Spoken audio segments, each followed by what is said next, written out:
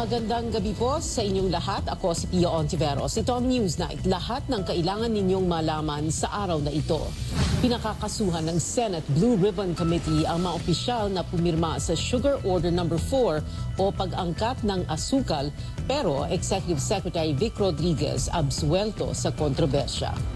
Pangulong Bongbong Marcos nag-uwi ng higit 800 bilyong pisong pangakong investment sa Pilipinas mula sa kanyang state visit sa Indonesia at Singapore.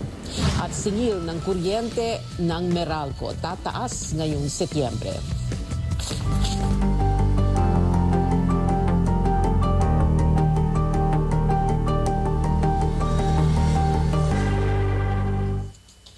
Inilabas na ng Senate Blue Ribbon Committee ang resulta ng investigasyon nito sa hinarang na Sugar Order No. 4 para mag-angkat sana ng 300,000 metrikong toneladang asukal. Pinakakasuhan ng komite ang ilang opisyal na pumirma sa direktiba habang wala namang nakitang pananagutan si Executive Secretary Vic Rodriguez. Narito ang report ni Amor Santos. Patong-patong na kaso ang inirerekomenda ng Senate Blue Ribbon Committee laban sa mga pumirma ng kontrobersyal na Sugar Order No. 4. Ito ang dokumentong mag-aangkat sana ng 300,000 metric tons ng asukal. Pinakakasuhan ng suspendidong Agriculture Undersecretary na si Leo Sebastian na siyang pumirma sa nasabing kautusan sa ngalan ni Pangulong Bongbong Marcos. Dapat din daw managot ang mga dating opisyal ng Sugar Regulatory Administration, kasama ang administrator na si Hermenegildo Serafica at board members na sina Ronald Beltran at Aurelio Valderrama. Kabilang sa mga kasong kriminal na dapat daw isampa ng ombudsman ang graft and corruption, usurpation of official functions at paglabag sa Anti-Agricultural Smuggling Act. Dapat din daw silang panagutin dahil sa mga sumusunod na aksyon: serious dishonesty, grave misconduct, gross neglect of duty, conduct prejudicial to the best interest of service, at gross insubordination. They went beyond what was expected of them. The good faith presumption was rebutted. Iginiit ni Sebastian na ginawa lang nila ang sa kanila ay tama base sa nakita nilang kakulangan sa supply ng asukal at sa mga sinabi daw mismo ng Pangulo na kailangang mag-import nito. Nanghingi daw sila ng update mula kay Executive Secretary Vic Rodriguez pero wala raw itong naging sagot. Dagdag pa ni Serafica, may nabanggit pa nga raw ang presidente na posibleng pag-aangkat ng 600,000 metric tons ng asukal. Pinabulaanan naman yan ni Rodriguez nang humarap siya sa mga senador matapos muntik nang masabpina noong Martes. Ang hatol ngayon ng Blue Ribbon, absuelto ang opisyal ng palasyo. No sufficient evidence to counter his testimony. There is such an offense called simple neglect of duty. Even in that circumstance, hindi nag-qualify. 14 sa 17 miyembro ng komite ang pumirma sa report. Nag-dissent si Senadora Risa Ontiveros. Anya, tila nilaglag si Sebastian at iba pang opisyal. Dahil daw sa sinapit nito, ilag na ang ilang opisyal ng Agriculture Department na pumirma ng mga dokumento sa takot na ma-Sebastian sila. Maglalabas daw ang minorya ng hiwalay na findings. There were people who were persistently asking for approval, decision, or feedback. Persistently. And their requests for information or advice or decision were purposely not replied to, not responded to. You want them to go to jail? I mean, mas forgiving po ako ngayong dito. Sa Lunes, inaasahang tatalakayin sa plenaryo ang committee report. Pero ayon kay Blue Ribbon Chairman Francis Tolentino, pwede pa raw itong mabago, depende sa takbo ng debate at magiging boto ng mga senador. Amor Santos, CNN Philippines. Inasahan na ng dating pinuno ng Sugar Regulatory Administration ang naging laman ng Blue Ribbon Committee report. Sa isang pahayag, sinabi ni Hermenegildo Serafica na bagamat naniwala sila sa proseso ng mga nirekomendang kasuhan, Ikinalulungkot nilang hindi nabigyan pansin ang mga prinisinta nilang ebidensya. Sa kabila nito, umaasa silang mananaig din ang katotohanan sa huli kapag lumabas na ang resulta ng investigasyon ng iba pang ahensya ukol sa supply ng asukal sa bansa. Kausapin natin ngayon ang dating SRA Administrator Hermenegildo Serafica. Mr. Serafica, magandang gabi po sa inyo. Good evening, Ms. Pia. Good evening. Yes, well, what do you think of this? So, absuelto si Executive Secretary Vic Rodriguez. Well, all I can say, Ms. Pia, is I will stick to my press release earlier. I would rather wait for the investigating agencies that will be taking care of this. And the other investigating we look agencies. forward. Yes, sir. The other investigating agencies are, can you refresh our memory, sir? Yung hinihintay po ninyong resulta ng investigation? Well, I really do not know kung saan to hahantong, but for now, the best recourse would be to wait for the investigation of the concerned agencies. I will remain cooperative. My conscience is clear. I have nothing to hide. I fervently pray that in the end of all this, the truth will come out and justice will be served. Mr. Serafica, were you a fall guy? We just did our job, Ms. Pia. Yes, so if you say you just did your jobs, were you fall guys? I would not like to comment on that, Ms. Pia. How come? But ayaw niyo pong magkomento doon? What matters is we presented facts and data from SRA and recommendations from the stakeholders, from the producers, millers, and refiners. So as far as you're concerned, Mr. Serafica, ano po talaga ang nangyari? What really happened behind the scenes, sir? I really don't know what happened. Just on August 10, I was called by Yusek Leo Sebastian that the President disapproved SO4 and that to hold its implementation. So I just did what had to be done. Remove the SO4 from the website, hold the publication through PDI, Philippine Daily Inquirer, and the following day, I had it removed from the UP Law Center. Okay. Well, sir, to follow the instructions from... Sir, bukod sa maghihintay po kayo ng investigasyon ng ibang ahensya at yung resulta ng investigasyon na yan, what else are you going to do? What other moves will you do para ma-counter itong Senate Blue Ribbon Committee report that recommends charges against you? Well, if you read my statement, we submitted voluminous documents, and of course, we will be ready in future investigation agencies. How do you see this controversy being resolved, sir? Ending or being resolved? What do you think is going to happen in the end? I mean, apart from saying, kasi ang sabi po ninyo, nagtitiwala po kayo na mananaig ang katotohanan. Pero sa totoo, ano po yung talagang what you think is really going to happen? Ano po ang mangyayari? Well, I do not want to preempt whatever the investigating agencies will bring to the four of us, I mean the members of the sugar board,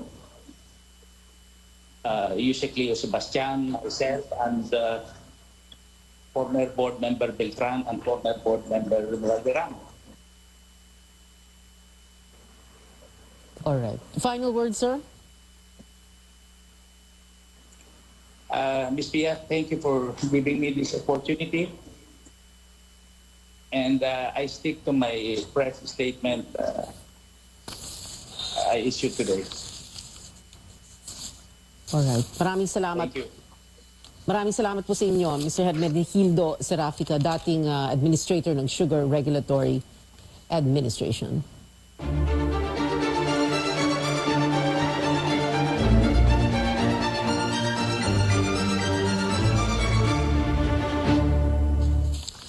Humakot ng mahigit 800 billion pesos na halaga ng investment commitments ang Pilipinas mula sa state visits ni Pangulong Bongbong Marcos. Pumirma ang mga kinatawan ng ahensya ng Pilipinas ng 22 letters of intent at memorandum of agreement mula sa Indonesian at Singaporean investors. Nakalaan ito para sa mga proyektong may kinalaman sa renewable energy, data centers, e-commerce, broadband technology, startups, government housing at agrikultura. Magpapatuloy ang gobyerno sa paghahanap ng foreign investments para mapasigla pa ang ekonomiya ng Pilipinas. Narito ang payag ng Pangulo pagdating niya kagabi sa bansa.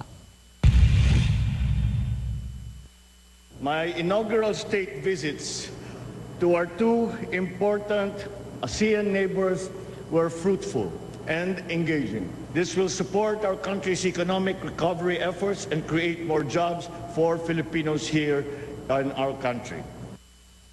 Sinabi naman ng Migrant Workers Department na nagkasundo ang Pilipinas at Singapore na magkaroon ng pag-uusap sa hiring at deployment ng Filipino nurses at iba pang healthcare workers sa ilalim ng government-to-government arrangement. Kinikwestiyon naman ni Senador Amy Marcos kung epektibo ba ang ginagawa ng Pilipinas na paghahain ng mga diplomatic protest laban sa China sa usapin ng West Philippine Sea. Aminado ang Department of Foreign Affairs na sa higit 300 mga diplomatic protests na inihain sa Beijing sa nakaraang administrasyon, iilan lang dito ang tinugunan ng China. Ano kaya ang balang gawin ng DFA? Alamin sa report ni Tristan Odalo. Hindi kumbinsido si Senate Committee on Foreign Relations Chairperson Amy Marcos na epektibo ang magkakasunod na diplomatic protest na inihahain ng Pilipinas pagdating sa issue sa South China Sea. Sa isinagawang pagdinig sa Senado, sinabi ng mambabatas na hindi naman obligado ang ibang partido na aksyonan o sagutin ng mga diplomatic protest na inihain ng Pilipinas. Sa tala ng Foreign Affairs Department, nasa higit 380 na diplomatic protest na ang inihain laban sa China sa ilalim ng Administrasyong Duterte. Nasa 48 notes verbal naman ang inihain ngayong kasalukuyang administrasyon. Bukod sa China, nagprotesta rin ang Pilipinas laban sa Vietnam ayon sa DFA. Illegal presence of foreign fishing and maritime militia vessels, illegal fishing, harassment of our fishermen and of our enforcement agencies, and unauthorized marine scientific research. I mean, what is the point of sending hundreds upon hundreds of protests, aside from, well, annoying both parties? Thank you, Madam Chair. The protest, of course, our assertion of our rights under UNCLOS and under the arbitral award, so that then with the protest by asserting our rights, then we make sure that we do not lose them. Hinamon din ng senador ng DFA na pag-aralan kung may iba pa bang pamamaraan na igiit ang karapatan ng bansa sa West Philippine Sea nang hindi humahantong sa daan-daang protesta. Nakakahiya yung dinededma ka, no? Parang dinededma lang. Sulat ka ng sulat na parang baliw. Parang sinusulat sa tubig. Nakakawala naman ng dignidad at respeto. Unang-una, dinededma ka. Diba? So, parang hindi yata maganda yung ganon. Is there a better way of doing this that is less confrontational and less anti-culturally Asian? I'm also thinking to see how we can maybe send maybe less notes, but of course have more substance. O, yung omnibus. I'm seriously thinking. Dagpa ng DFA, bukod sa diplomatic protest, nagpapatuloy ang bilateral discussion sa pagitan ng Pilipinas at China. Muli rin daw bubuhayin ni Foreign Affairs Secretary Enrique Manalo at Chinese Foreign Minister Wang Yi ang regular nilang pagpupulong para talakayin ang mga issue sa South China Sea. Mula Beijing, China, Tristan Udalo, CNN Philippines. Bahagyang bumaba ang bilang ng mga Pilipinong walang trabaho noong Hulyo. Ayon sa datos ng Philippine Statistics Authority, tinatayang nasa 2.63 milyong Pilipino ang walang trabaho. Mas mababa yan sa 2.99 million na unemployed noong Hunyo. Naitala rin sa 5.2% ang national joblessness rate noong July mula sa 6% noong June. Pinakamataas ang unemployment rate sa Metro Manila na sinundan ng Calabarzon at Western Visayas. Maluwag na ang health protocol sa Kamaynilaan at iba pang bahagi ng bansa noong Hulyo. 3 bata ang namatay sa sunog sa Barangay Obrero sa Quezon City kaninang madaling araw. Sa ulat ng Bureau of Fire Protection, 2 sa nasawi ay magkapatid, edad 5 at 7, habang ang isa ay ang 11 anyos nilang pinsan. Nakulong umano ang mga biktima sa ikatlong palapag ng kanilang bahay nang sumiklab ang apoy. 27 bahay ang natupok, mahigit 80 pamilya ang nawalan ng tirahan. Umabot sa unang alarma ang sunog na naapula bandang alas 3 kanina. Sa taya ng mga bumbero, nasa mahigit 100,000 piso ang napinsala sa sunog. Nasunog din ang isang bodega ng sigarilyo sa Nangka sa Marikina City kanina. Idineklara itong fire under control pasado alas 6 ng umaga. Pero muling nabuhay ang mga baga kaninang tanghali at umakyat pa sa ikalawang alarma ang sunog. Kanina binawalang lumabas ng bahay mga residente. Mabaho raw kasi ang usok mula sa mga nasunog na sigarilyo at mga kemikal na maaring makaapekto sa kalusugan. Wala namang nasaktan sa inisyal na pagtataya. Nasa 56 million pesos ang halaga ng pinsala. Susunod, singil sa kuryente ng Meralco tataas ngayong Setyembre at National Telecommunications Commission ginisa sa Senado sa gitna ng naglipa ng mga text scam. Ang detalye sa pagbabalik ng Newsnight.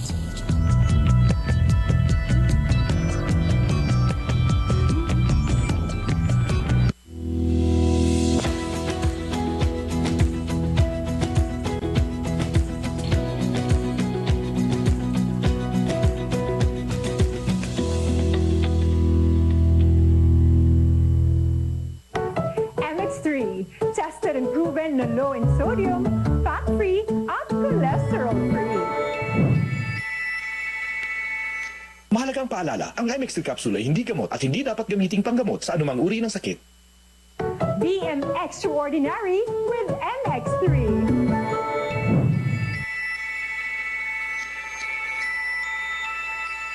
Mahalagang paalala, ang MX3 capsule ay hindi gamot at hindi dapat gamiting panggamot sa anumang uri ng sakit.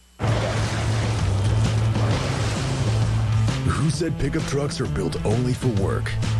Next generation Ford Ranger. Do the undone.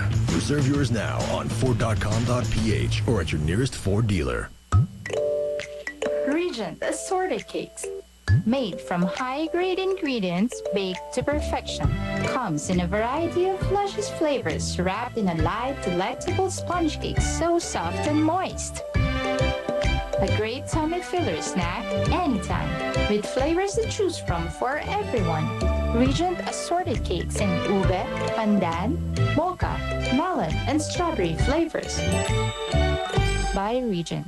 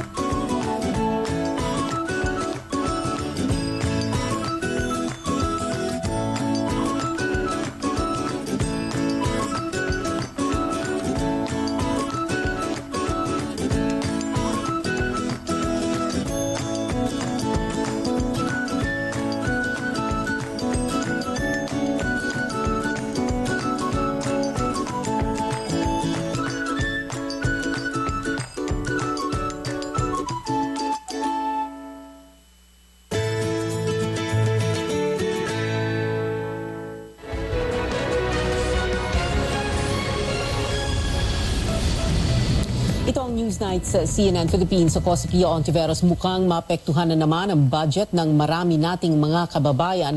Magtataas singil daw kasi ang Meralco sa kanilang kuryente ngayong buwan. Isa nga ba ito sa mga epekto ng paghina ng halaga ng piso? Alamin sa report ng aming senior correspondent, Lois Calderon. Mahigit 5,000 piso ang bayarin sa kuryente ng tindahang ito nitong Agosto. Ang may-ari na si Aling Remy, nagbawas na ng ilaw at binabaan ang setting ng refrigerator para makatipid. Pero ang electric bill, masakit pa rin sa bulsa. Ang dami na namin nawala Nalisa namin yung isa pang rep. Tapos nawala na aming coffee vendor. Pero yung bill namin, ganun pa rin, pataas pa rin. Halos maputulan ka na nga Ang problema ni Aling Remy, madadagdagan pa. Nag-anunsyo ang Meralco na tataas ang singil ngayong buwan. Mula sa dating 9 pesos at 55 centavos kada kilowatt hour, ang taripa ay 9 pesos at 94 centavos kada kilowatt hour na, o halos 40 sentimo na dagdag.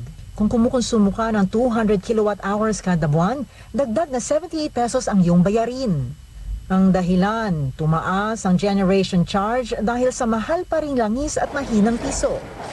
Pag tiningnan ninyo ang Meralco bill ninyo, higit sa 50% ng bayarin ay nakakarga sa generation charge. If the peso stays where it is, everything else the same, then we will feel an increase in the generation charge. Yung IPP as a group of suppliers, 98% of their cost is dollar denominated. Yang mahal na coal na gamit sa kuryente at mahinang piso ang dahilan din kung bakit nagpetisyon ng power producer na San Miguel at Meralco na payagan silang itaas ang singil. Lugi kasi ang San Miguel sa pagpapatakbo ng Sual Coal Plant sa Pangasinan at Ilihan Natural Gas Power Plant sa Batangas. Ang hiling nito sa Energy Regulatory Commission, itaas ng 30 centavos kada kilowatt hour na babayaran ng installment sa loob ng 6 na buwan. May supply contracts ang San Miguel Power Producers na South Premier Power at San Miguel Energy sa Meralco. Kapag hindi naaprubahan ang rate hike, tatapusin ang mga kontratang ito simula Oktubre. Ayon sa Meralco, maayos man ng regulator ang gusot sa mataas na presyo ng kuryente, ang consumer wala pa ring lusot. As Meralco presented before the regulator and in the recent hearing, we believe that preserving the existing PSAs with two San Miguel plants will be the least cost option for our consumers. May inihanda ng emergency supply contracts ang Meralco pero ang nais nito'y huwag sana putulin ang supply contract dahil mas mura ito para sa consumer. Umaasa ang Meralco na dedesisyonan ng ERC ang petisyon bago mag-Oktubre. Lois Calderon, CNN Philippines. Naging mainit ang simula ng investigasyon ng Senado hinggil sa paglaganap ng text scams. Alamin natin ang detalye live mula sa aming correspondent Carrie Cater. Carrie? Pia, gisado ang National Telecommunications Commission sa pagdinig ng Senate Committee on Public Services kanina. Kwinestyon ni Senador Grace Poe ang kulangan umano ng aksyon sa lumalalang text scams. Sa milyon-milyon daw kasing nagrereklamo, 3 text blasts lang ang ginawa ng NTC. Nasa 800 spam complaints ang natanggap ng komisyon at lahat daw ng mga number na ito ay nakablock na. Pero hirit ni Poe, tila pinapasa pa ng NTC ang trabaho sa mga telco para sa sinasabi nitong blocking software. The only thing that NTC has really been doing is public information. Parang ganun lang kayo yung PR, kayo lang yung nagbibigay ng warning sa publiko. Parang sinasabi nyo, responsibilidad yan ng telco. Samantala, sa initial findings ng National Privacy Commission, karamihan sa mga na-leak na personal information ay galing umano sa payment at messaging applications. Hindi pa inaalis ang posibilidad ng data breach pero malabo raw ito sa ngayon. Tinitingnan din ng NPC kung may kapabayaan sa security measures. Ilan sa mga posibleng data source ay yung messaging platform na Viber, mobile payment app na GCash at online groups. Tiniyak ng Information and Communications Technology Department na pinapaigting nito ang digital response capabilities. Naikipag-usap na nga raw ang ahensya sa Singapore at ibang technologically advanced na bansa. pinatitibay na rin ng GCash ang kanilang security measures. Sinimulan na nitong mag-sensor ng ilang letra sa first name ng mga subscriber na padadalhan ng isang user. Pia? Carrie, bukod sa GCash, ano naman ang sabi ng ibang mga telco? May security measures rin ba sila? Oo, Pia, gusto nga raw ng Globe at Smart na magkaroon sana ng activation ng SIM. Kapag bumili ka ng SIM card, kailangan mo munang mag-register sa isang platform para magamit ito. Yan ay kung sakaling maipasa yung tinatawag na SIM Card Registration Act. Sang-ayon naman si Poe sa suggestion, isa si Poe sa mga naging biktima ng tech scams na senador. Balik sa'yo. SIM card registration, ang tagal ng pinag-uusapan yan. Carrie Cater nag-uulat ng live mula Senado.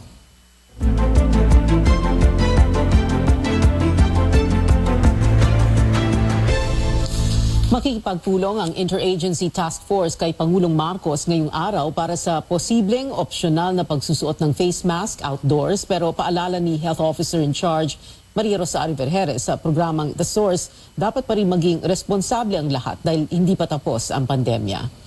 The virus is still here. This is the time that we really need to have this individual responsibility for each of or every Filipino na alam natin kung paano natin i-assess ang risk natin. We have a meeting later with the President to further explain to him all of this. Yung atin pong DILG, ang ating IATF, pagpapaliwanag po sa kanya para po ma-facilitate natin ito pong kailangan na polisiya para dito. Sa ilalim ng panukala, gagawin ng voluntaryo ang paggamit ng face mask sa open spaces o outdoors, pero mandatory pa rin ang face mask sa pampublikong transportasyon. Nagpasalamat naman si Cebu City Mayor Michael Rama sa rekomendasyon para sa voluntaryong paggamit ng face mask tulad sa kanilang lungsod. Aniya, hihintayin nila ang opisyal na direktiba ng gobyerno hinggil dito para matalakay at magkaroon din ng unified policy sa lalawigan ng Cebu. Kinumpirma ng Philippine Airlines na positibo sa monkeypox ang isa nilang pasahero. Sakay siya ng Flight PR300 noong Lunes, September 5, na may rutang Manila patungong Hong Kong.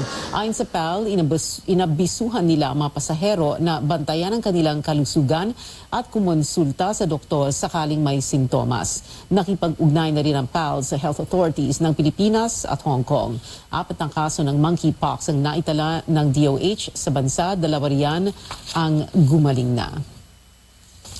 Umabot na sa 233 ang bilang ng mga namamatay mula sa rabies ngayong taon. Mula Agosto 14 hanggang 20, 3 ang namatay sa bansa dahil sa virus. Nasa 19% ang itinaas ng mga kaso kumpara noong nakaraang taon.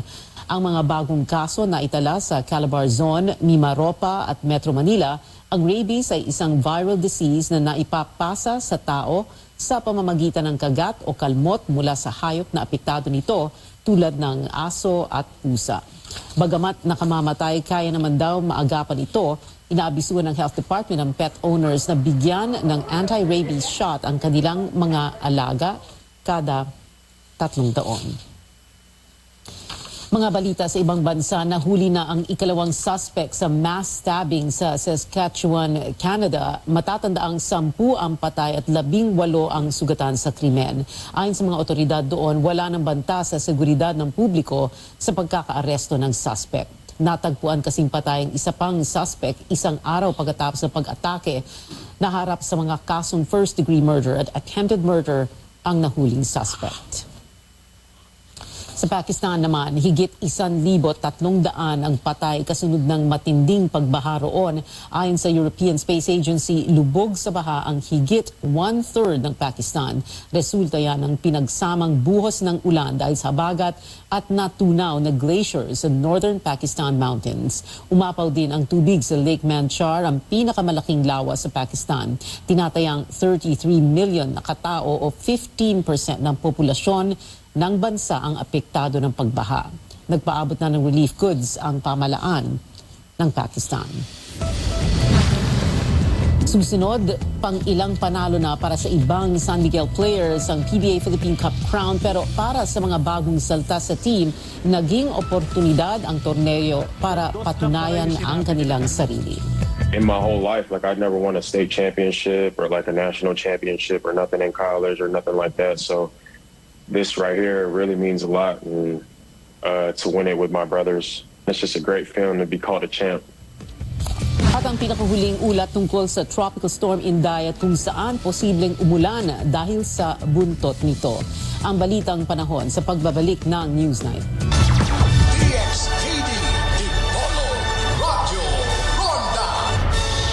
Para sa sinina nga ka-bloom sa kahumot, suwayi ang Charm Fabric Conditioner. Charm Fabric Conditioner.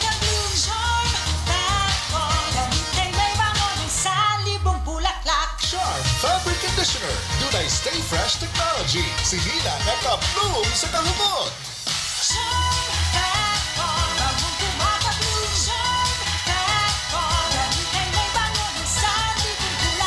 Charm Fabric Conditioner, manufactured by ACS Manufacturing Corporation, ISO certified, world-class quality. ACS Pride Bar, dili lang puti, kisla puti. Pagilabhan sa Pride Bar Blue, ang puting sinina mahimong mas puti ito, mas puti ito, mas puti ito.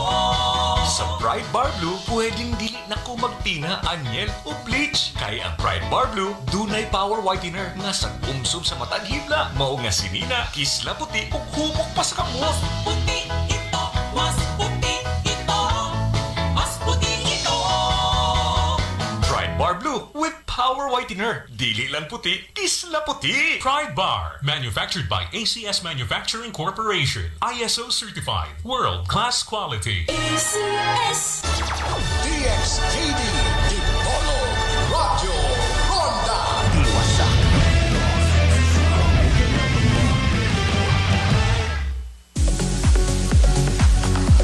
Welcome to Creator Jealousy.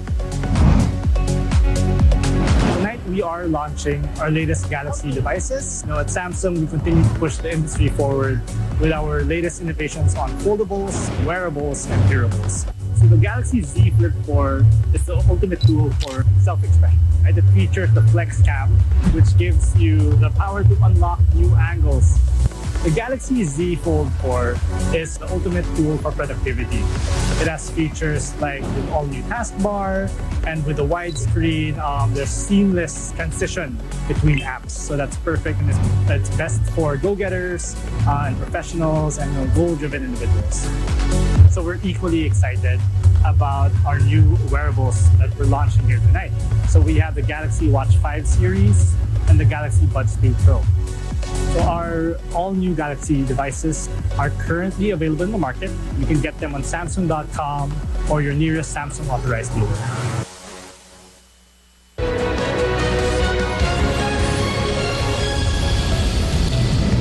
Ito ang Newsnight sa CNN Philippines. Inilabas na ng Senate Blue Ribbon Committee ang resulta ng investigasyon nito sa hinarang na Sugar Order No. 4 para mag-angkat sana ng 300,000 metrikong toneladang asukal. Pinakakasuhan ng komite ang ilang opisyal na pumirma sa direktiba habang wala namang nakitang pananagutan si Executive Secretary Vic Rodriguez. Inasahan naman ng dating pinuno ng Sugar Regulatory Administration ang naging laman ng Blue Ribbon Committee report. Sa isang payag sinabi ni Hermenegildo Serafica na bagamat naniwala sila sa naging proseso, ikinalulungkot nilang hindi nabigyan pansin ang mga prinisenta nilang ebidensya. Sa kabila nito, umaasa silang mananaig din ang katotohanan kapag lumabas na ang resulta ng investigasyon ng iba pang ahensya ukol sa supply ng asukal sa bansa. In my presentation, what nasa niyo? Na-present?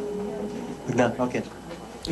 Ibinasura ng Senate Blue Ribbon Committee report ang hiling ni dating DBM Procurement Service Head Lloyd Christopher Lau para sa clearance na magtatanggal sana sa kanya sa Immigration Lookout Bulletin. 10 ang bumoto para i-deny ang request ni Lau. 5 ang sumang-ayon, 2 nag-abstain. Ikinatuwa naman ni Senadora Risa Ontiveros ang desisyon. Hindi daw pwedeng may shortcut sa pagpapawalang sala kay Lau, gayong sangkot siya sa mga kontrobersya ng pamunuan niya ang PS-DBM. Ngayon naman, dawit ulit siya sa umano'y overpriced at outdated mga laptop na binili ng PSDBM para sa Department of Education. Nagsabi na raw noon si Lau na pupunta siya sa hearing ng Senado pero hanggang sa ikalawang pagdinig nitong Huwebes, dumalo lang siya online. Sa hearing, kinwestiyon ni Senador Alan Cayetano kung bakit may mga regional director na nakatanggap ng laptop gayong marami ang mas nangangailangan nito. Sinabi ni Senador Win Gatchalian na hindi sulit ang 69 million pesos na service fee na ibinayad sa PSDBM dahil sa palpak na trabaho nito. Depensa naman ng DepEd, nakatipid pa nga ito. As a finance practitioner, we don't only look at the absolute amount. Right now, 69 million is really big, but we have to go back to the percentage. And as mentioned by the Executive Director of PSDBM, they usually charge 5%. But for this MOA, we really haggled and negotiated for a 3%. That's why naka-save na po kami rito ng 2% pa. Dagdag pa ni Yusek Sevilla, hindi na nila nabusisi ang procurement dahil ang mga direktor nila na miyembro rin ng Bids and Awards Committee abala na raw sa blended learning. Abiso sa GCash users, may ilang pagbabago sa kanilang Express Send feature at notification. Itinago na ng Electronic Mobile Wallet Company ang ilang letra ng first name ng recipient kapag magpapadala ng pera. Sa gitna yan ng nagkalat na text scams na may pangalan ng subscriber. Binago rin ang sistema sa confirmation. Kung dati nagpapadala ang GCash ng text message via SMS, ngayon mismong sa application na makukumpirma kung matagumpay ang inyong transaction. Hakbang daw yan para mapagbuti ang seguridad ng kanilang users. Kausapin naman natin ngayon ang Chief Information Security Officer ng GCash, Anton Bonifacio. Anton, good evening. Thank you very much for joining us tonight. So what have you done? Can you explain that, yung username anonymity? Hi Pia, good evening. So ang kaya na nabanggit kanina, no, as early as last night, nag-roll out na po ng bagong feature para po ma-mask na ho nga yung mga pangalan. Alam naman po namin, we acknowledge na maaari ho talaga na inabuso talaga ng mga kriminal na to, yung feature ng app, para ho sana maprotektahan yung mga customer namin na hindi magkamali ng pag-send ng pera or sana hindi sila maloko. Dati po kasi yung fraud ang nangyayari. Magpe-pretend po yung mga fraudster na loved ones, tapos son sasabihin nila ito yung number, padala nyo po sa amin. So syempre pag hindi po klaro yung pangalan, madaling maloko. So although we do understand that given the abuse of these criminals recently, all of these spammers and scammers, we probably do have to put in some of these interim measures para nga ho hindi na ma-harvest yung mga pangalan. Of your, how many users do you have? How many GCash users? 66 million currently for GCash, and then of course for Globe, is also a significant amount. Okay, 66 million for GCash, yung mga users. Of this number, meron ba kayong data, Anton? How many of these users have been affected by this? In other words, nakatanggap ng text message showing yung GCash name nila? So on the telco side, at least for the Globe side, because we're the ones that are managing also all of the spam messages, lahat po na nabobroadcast niyan. Right now, we don't have a specific number as to how many of these messages with names have come out.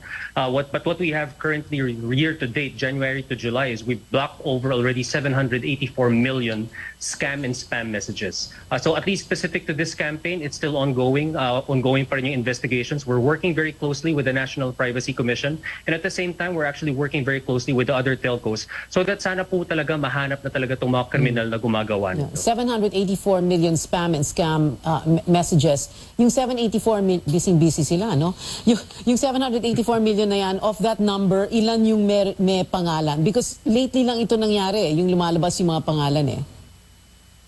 Correct. Lately lang. Unfortunately, Pia, hindi pa namin nasi-sift through. So ongoing pa. Yeah, in fact, sa August pa lang, marami pa din pumapasok. Just very quickly, in fact, in 2021, 1 billion messages yung na-block namin for the whole year. So ngayon, January to July pa lang, 784 million na. So talagang nag-increase po talaga itong mga modus na to. And of course, well, to remind our viewers and to remind ourselves, hindi lang naman yung GCash name, no? Pati yung names ng subscribers for both Smart and Globe, by the way. Now, Anton, of course, you're going to say, no, the leak didn't come from GCash. So, saan galing? Kaya, how do they get their, in other words, how do they get their hands on on subscriber names. I think, Pia, it's a matter of semantics. I think napaka-importante na we make the distinction na hindi po talaga siya leak, no? Talagang kaya nga sa akin, ako personally, I like to call it an abuse. Because not just for GCash, but for Viber. In fact, there were tech experts this morning, Art Samaniego specifically, that demoed to us how they did it. Ang ginagawa talaga is parang parang bot. They plug the phone to a software, tapos nun it mimics actions of a human na para siya magsasend ng money. Kasi di ba sa GCash, pa nag-send money ka, dun lalabas yung first name and then the first letter of the last name. So somehow they were able to automate all of that to be able to harvest the names. Where did they get the numbers? There's really a lot of sources. The Facebook leak a few years ago, apparently there's close to 800,000 numbers there, right? So marami din po talagang sources ng numbers. So ibabash lang nila yun at gagamitin nila yung mga apps. So again, not just GCash, Viber was used for it. Right. There are also reports that mga Telegram Viber was names. used for it. Viber names, Telegram names, no? Iba-iba, marami. Of course, Anton, yung ginawa ninyo as of last night, no? Yung username anonymity. So magta 24 hours pa lang, and I'm going to ask you in a while, no, ano na yung resulta noon, what has feedback been like. But of course, ito kasi para bang curative na eh, tapos na eh, nangyari na.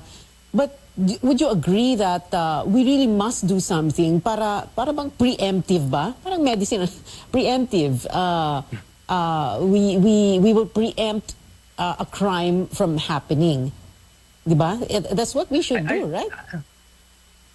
I think in my view, because I'm actually the CISO for Globe, the Globe Group, two-prong nga, no? I think you framed it so perfectly. On the GCash side, yes, naging curative, diba? Reactive. Kasi nga, we want to be able to protect customers immediately, not just from fraud, but it's good that you do that, exposure of their privacy. Yes. Okay, go ahead. And then, of course, on the telco side, the preventive is there, diba? Like I said, look, there's already a lot of blocking. We've partnered with all of the banks since 2020. I hope you will notice dati noon yung spam, sinuspoof pa yung mga names ng banks eh. So natigil na po yan because this is the partnership that we did with them. So what you will notice is puro numbers na. So preventive blocking on the telco side. In fact, where we're going to take it is what we're saying is, what's missing is, as you said, going after the criminals. It's not just prevention, but I think we have to get into apprehension. Why? I think the frustrating part for us is I think we all know that the Philippines is still recovering, our economy, right, for the pandemic. And if there was a silver lining that happened, I think, through that, was digital adoption. Ang masakit po is itong ginagawa ng mga scammers, ang ginagawa ng mga spammers na pag-aabuso at yung panggugulo sa mga mamamayan, sa mga customers natin, baka madidismaya sila, di ba? Sabihin nila, ay ayoko na mag-GCash, ay ayoko na mag-Lazada, ay ayoko na mag-Viber, ayoko na mag-Shopee. So sayang po yung progress. And I think if we're not able to make an example out of these criminals, if we are not able to find them, I don't think they will stop. It is a business to them, it is lucrative for them, and if we really, I think, need to be able to muster and work together, build those partnerships to put somebody behind bars. If ever really the last bit is, I'm sure naalala mo yung job scams from last year. Ang masakit doon, tinrace yung source, we worked with the National Privacy Commission, ang source is offshore, galing China. Pero ito, there's a lot of evidence that points to the fact that it looks like this is a local potential operation. They are onshore, they are using real actual SIM cards. And you know what, we should be able to hopefully, even in the absence of the SIM card registration act, there might be efforts to be able to find them. Well, we have the PNP and the AFP and the NBI that we suppose is on the case already, no? And we do expect results. So, but well said, yung sinasabi mo kanina, Anton. And itong digital world, the digital universe, ang problema talaga kapag naaabuso, like you said earlier, right? Absolutely. All right. Anton Bonifacio, Chief Information Security Officer for GCash. Thank you very much. Maraming salamat for being with us tonight. 5 sa 7 guro ng Bacoor National High School sa Cavite ang nahaharap ngayon sa kasong administratibo kaugnay ng mga alegasyon ng sexual harassment. May ulat si AC Nichols. Ilang linggo mula nang unang pumutok ang issue ng sexual harassment sa pagitan ng mga guro at estudyante ng Bacoor National High School, may resulta na ang fact-finding investigation ng Education Department ukol dito. Kasong administratibo ang hinaharap ngayon ng 5 guro. Inilatag ang mga ito ng DepEd grave misconduct, conduct prejudicial to the best interest of the service, at violation sa child protection policy ng ahensya. 7 guro ang nasangkot sa mga alegasyon ng harassment na una nang nag-viral sa social media. Bakit 5 lang out of the 7? Nung nakausap po natin yung SDO at yung legal department, kulang pa po kasi yung ebidensya to identify yung 2 pa out of the 7, no? So kaya 5 lang po ang naisyuhan ng formal charge. Kaakibat ang 90-day preventive suspension ng mga guro habang nagaganap ang proceedings. Dahil kasong administratibo, ang pinakamabigat raw na parusa ay pagtanggal sa serbisyo. Bunsod ng mga pumutok na issue ng mga pang-aabuso sa mga paaralan, nagtatag naman ang DepEd ng hotline kung saan pwedeng mag-report ng mga ganitong kaso. Ito raw ay direct line sa Office of the Secretary. Intindihan natin yung embarrassment at yung sensitivity ng matter pag pumupunta sila dun sa mga officials ng school. We are taking this very seriously. Talagang meron tayong zero tolerance policy pagdating sa abuse, lalo na po pagdating sa sexual abuse. We don't want these sexual predators in our schools. Maaaring magpadala ng mensahe sa depedabusreport@gmail.com o tumawag sa mga numerong ito. Hinihikayat ng DepEd ang sino mang bata na nakaranas ng kahit na anong klase ng pang-aabuso sa paaralan na mag-report para mapanagot ang mga abusado. AC Nichols, CNN Philippines. Balita sa probinsya, 20 road crash na itala sa Cagayan de Oro City sa loob lang ng 1 araw. Ayon sa City Police, bago maghating gabi ng Martes, isang tricycle at isang L300 van ang nagbanggaan. Patay ang asawa ng tricycle driver. Ilang oras lang matapos nito, nagkabanggaan naman din ang isang taxi at SUV. Sabi ng mga otoridad, maraming dumadayo sa CDO kaya tumataas ang bilang ng mga aksidente. Nakikitang titindi pa ang bagyong Inday sa susunod na 24 oras at magiging isang severe tropical storm. Pero ulat ng Pag-asa, hindi ito direct na magdadala ng malakas na pag-ulan sa bansa. Naispatan ito 1,045 kilometers sa silangan ng Northern Luzon at gumagalaw pa kanluran sa Philippine Sea. Dagdag ng Weather Bureau, maaring umalis si Inday sa bansa sa Linggo o sa Lunes. Pero pwedeng magdala ang trough ng bagyo ng kalat-kalat na pag-ulan at pagkidlat sa Eastern Visayas. Pabugso-bugsong ulan at kidlat din ang inaasahan sa Metro Manila at mga natitirang bahagi ng bansa mula sa localized thunderstorms. Abangan, tennis player na si Alex Ayala umabante na sa quarterfinals ng US Open Girls Junior Division at Pilipinas umakot ng parangal sa 2022 World's Best Travel Destinations Awards sa Vietnam. Manatiling nakatutok sa CNN Philippines. Sa panahon ngayon, kau ba'y sigurado? Kau ba'y protektado? Ang pamilya ay i-shield mo. Laban sa bakterya, i-shield mo. Laban ng antivirus, i-shield mo. Shield That Soap. Patay ang 99.9% of bacteria and virus tested. Believe ang mga eksperto sa Philippine Nurses Association. Sa sakit protektado, i-shield mo. Pamilya protektado, i-shield mo. Shield That Soap. Manufactured by ACS Manufacturing Corporation. ISO certified world-class quality. ACS. Sa Pride Anti-Bac Detergent, limpyo ang nilaban, knock out ang bakterya. Stop ang germs sa Pride with Anti-Bac. Linis ang labada, knock out ang bakterya. Ang Pride Anti-Bac adunay germ knockout action. Kills 99.9% of germs sa biste sa pamilya. Stop ang germs sa Pride with Anti-Bac. Linis ang labada, knock out ang bakterya. Pride Anti-Bac Detergent. Manufactured by ACS Manufacturing Corporation. ISO certified world-class quality. ACS. DXKD Dipolo Radyo Ronda.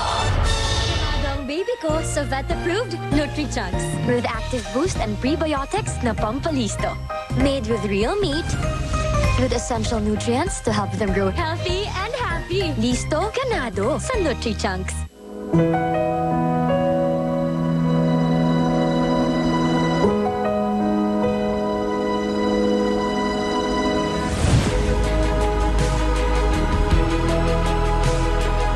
BMW's invited me to experience one of their most technologically advanced vehicles, their flagship EV.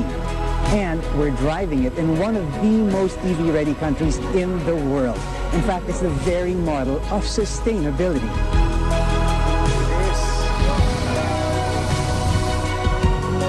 Now we are standing in the biggest geothermal power plant in Iceland. Energy and mobility. Two very important pieces of a puzzle that will define what our future will look like. So from Iceland, this is Paolo Abrera reminding everyone that we may have a daunting task ahead of us, but we've got the solution if we all pitch in. And it all begins with that one small act.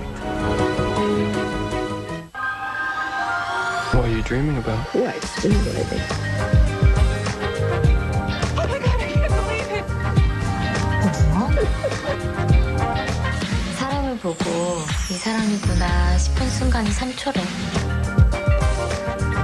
We started this book club to stimulate our minds. From what I hear, this book is quite stimulating. We said we weren't going to do this again, remember? I agree. If it weren't Christmas. My life before him was so simple, and now there's just after.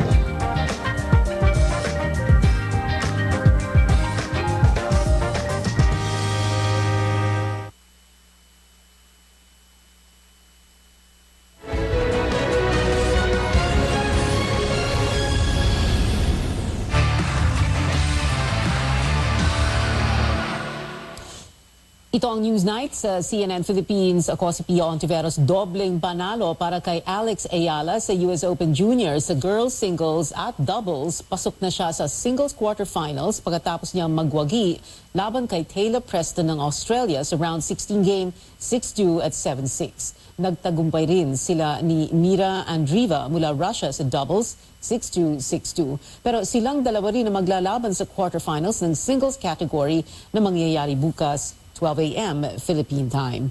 Dito naman sa bansa, hindi naging madali ang daan patungong PBA All-Filipino Conference Championship para sa dalawang baguhan sa San Miguel Beermen. Sabi ni Jericho Cruz na sa simula, nasabihan siyang hindi naman siya paglalaruin dahil marami ng star players sa team. Pero gaya ni Simon Enciso na nakatanggap ng pambabash online, nagamit niya itong inspirasyon para patunayan ang sarili niya sa hardcourt. I took that as a fuel and as a motivation. I had to bring my A game every game na to prove them na I belong here, na di nagkamali sila Boss Al, sila Boss RSA sa pagkuha sa akin. I think it's vindication for us. We hear that, we see that, you know, like they send us messages or whatever, or we see it on posts or whatever, even sometimes commentators or whatever. It's like we hear that, we see that, we watch. I'm sure Jericho watches every game after win or loss. We watch the game, we try to make sure we, fix our mistakes and our wrongs. Nagkwento rin si Jericho na naging coach niya dati si Leo Austria sa Adamson University. Style daw ni Coach Leo na hindi sila pagalitan kung magkamali man sa laro. Ang importante raw ay makabawi sila. Puno ang social media ng pagbati ng mga netizen para kay Mama Mary ngayong kaarawan niya. Nag-number 1 siya sa trending list sa Twitter ngayon kung saan marami ang nag-post ng mga dasal nila para sa Birheng Maria.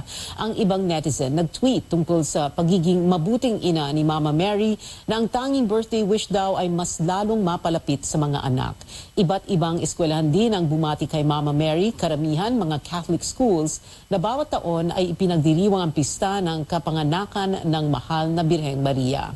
Ang mga nais magdiwang din ay pwedeng pumunta sa Alley Mall sa Quezon City para sa Marian exhibit na may titulong Salamat Maria, pagpupugay sa kaarawan ng mahal na ina, bukas hanggang Sabado. Makikita rito ang replika ng La Immaculada Concepcion de Malabon at iba pang imahe ni Mama Mary. Mayroon ding mga misa sa mga chapel sa Alley Mall, Gateway Mall at Farmers Plaza para sa araw na ito. At sa Pampanga, naganap ang pang-66 na canonical coronation anniversary ng Virgen de los Remedios. Katoliko ang karamihan ng mga Pinoy at marami rin ang Marian devotees. Kaya ipinagbubunyi rin si Mama Mary sa January para ipagdiwang ang pagiging ina nito kay Jesus. Sa August, ang kanyang Assumption. Sa October, ang Month of the Rosary. At sa Disyembre, ang kapistahan ng Immaculate Conception. Isang maligayang pagbati kay Mama Mary. Opisyal nang inilabas ng Apple ang pinaka-inaabangang smartphone ng iPhone 14 series. Isa sa mga kahanga-hanga nitong feature ang kakayahang mag-connect sa satellites kung sakaling may emergency o aksidente kahit na walang signal. Di hamak na mas malaki ang screens ng bagong henerasyon ng iPhone Pro at mas high definition ang camera nito kumpara sa mga lumang modelo. Kasabay din inilunsad ng tech giant ang Apple Watch Series 8, Apple Watch Ultra at AirPods Pro.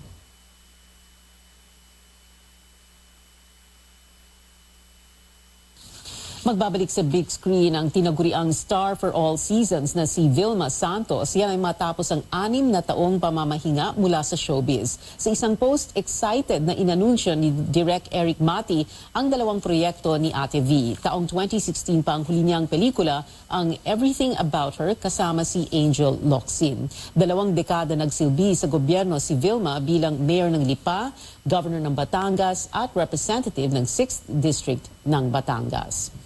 Heads up sa mga K-pop fans, magkakaroon ng Manila Mall shows ang K-pop girl group na Lapilus.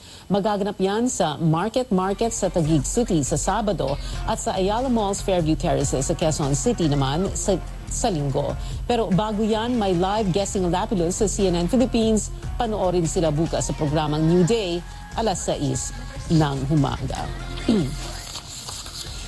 Humakot ng parangal ang Pilipinas sa 2022 World Travel Awards na ginanap sa Vietnam nitong Miyerkules. Ikinatuwa ng Tourism Department ang back-to-back wins. Iginawad ang Asia's leading beach destination award sa Saud Beach sa Pagudpud, Ilocos Norte. Samantalang ang Tubataha Reef Natural Park ng Palawan ang nanalo bilang Asia's leading dive destination. At ang Intramuros sa Maynila naman ang kinilala bilang Asia's leading tourist attraction. Ang World Travel Awards ang tinaguriang Oscars ng travel industry.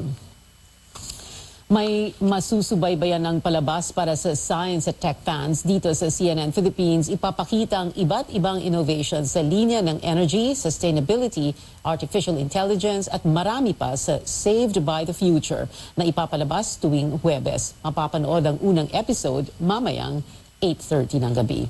Para naman sa gusto ng mag-revenge travel, pinapakita ng special documentary na ito kung paano pwedeng gawing mas eco-friendly ang paglalakbay mo. Subaybayan ang biyahe ng aming anchor na si Paulo Abrera sa Iceland sa One Small Act Presents Journey to Sustainability na ipapalabas bukas 6:30 ng gabi.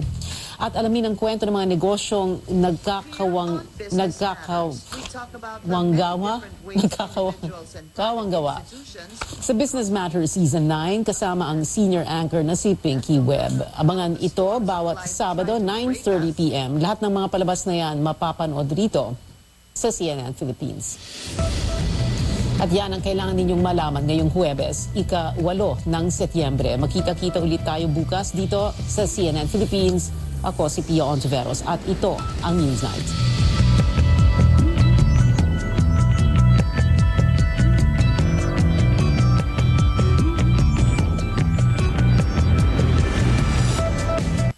This program. Mas